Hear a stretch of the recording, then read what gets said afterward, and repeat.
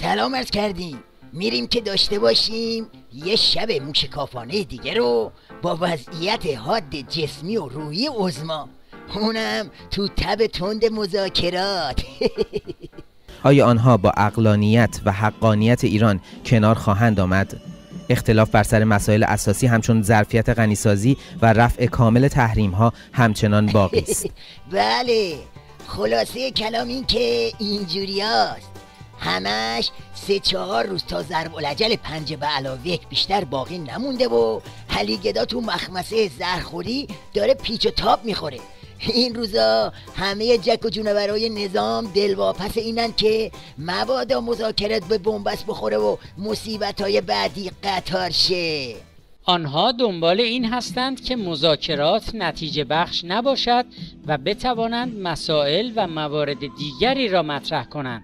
حالا یه سوال، به نظر شما تو این وضعیت قاراشمیش اگه علی گدا بخواد زهر رو یواشکی بزنه و همزمان سر دلواپسا و باقی بوش باندشو گرم کنه چی کار باید بکنه؟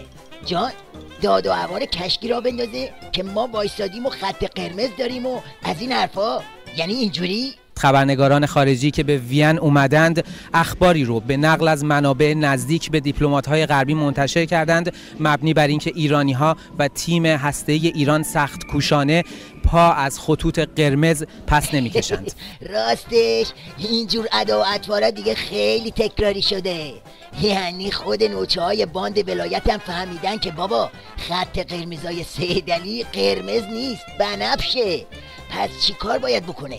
یه راه حل این که شیخ فری و کابینه کوسه نشانش رو به اسم افطاری دعوت کنه و بعد یه چنین علم شنگه‌ای راه بندازه. ببینید رهبر انقلاب اسلامی در دیدار رئیس جمهور و اعضای هیئت دولت توصیه‌های کلی در خصوص مراقبت از بیت المال و حساس بودن نسبت به چگونگی استفاده از آن و پرهیز از اقدام شتاب زده به هنگام عصبانیت را بیان کردند.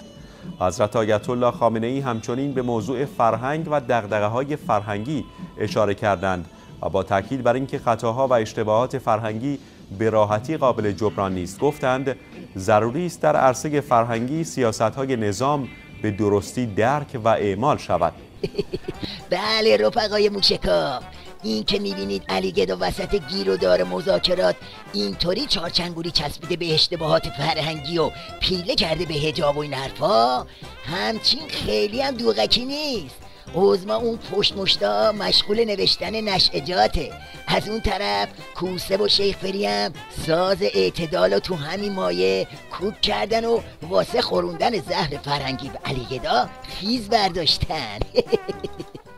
استکبار و استبداد مکمل همدیگرن و افراطیون عمال بیمزد و مواجب اونها و در خدمت توجیه جنایات دیکتاتورهای بین المللی و محلی هستند. روحانی در جمع نمایندگان متاسفانه عده‌ای امر به معروف را به برخورد با چند بی‌حجاب تفسیر کردند. خلاصه همزمان با این اظهار لحیه‌های شیخ فری، تیوی ریش یه برنامه به مناسبت سالگرد 18 تیر درست کرد تا هم حسن بنفشه رو له کنه، هم نشون بده که بابا حرفای این فریچاخانو باور نکنید، پاش بیافته خودش واسه خودش هیولاییه. سخنران مراسم براءت ملی از آشوبگران حسن روحانی دبیر شورای عالی امنیت ملی است که در روزهای اخیر در مقابله با آشوب طلبان تصمیمات مهم و قاطعی گرفته است. ملت ما می‌داند هوشیار است و در صحنه است. مسئله ولایت مسئله فرد نیست، رکن رکین انقلاب یعنی حریم مقدس ولایت. روزنامه‌های 24 تیر به نقل از حسن روحانی نوشتند کسانی که به تخریب نظام و اموال عمومی و شخصی مردم مشغول بودند در دادگاه‌های صالحه محاکمه و به عنوان محارب و مفسد فی الارض مجازات خواهند شد.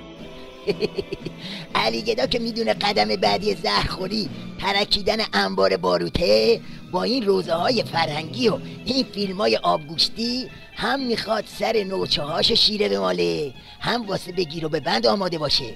اینجاست که موشکاف به این تلس شکسته فلک زده میگه تو اجالتا زهرتو کوفت کن. این شاخشونه کشیدن ها دیگه دموده شده.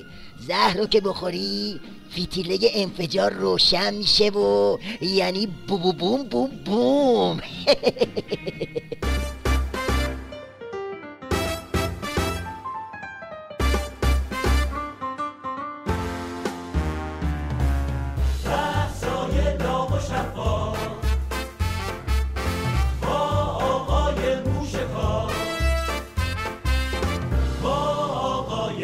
موشکاف